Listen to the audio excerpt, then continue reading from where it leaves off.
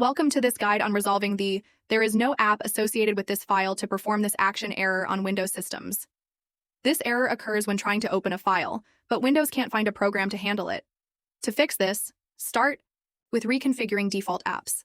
Open the Start menu, go to Settings, then Apps, and select Default Apps. Under Choose Default Apps by file type, pick the problematic extension, like .pdf, and assign a program. You can also reset to Microsoft's recommended defaults. Another quick method is to right-click the file, select Open With, choose another app, and check Always use this app. For advanced troubleshooting, try resetting associations with a dummy program. Create a new text file on your desktop, rename it with a .exe extension, like fake.exe, then use it to open the problematic file. Afterward, delete fake.exe and reassign the correct program.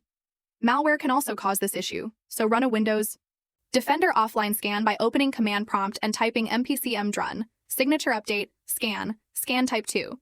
You should also perform a full scan with third-party antivirus software like Bitdefender. In conclusion, this error stems from issues with system settings, registry, or file associations. Start with resetting default apps and running system file checks. If the problem persists, try registry edits or advanced methods. For ongoing issues, consider a Windows reinstall or consult a professional. To prevent recurrence, prioritize regular system scans and update management. Thanks for listening, and good luck fixing that error.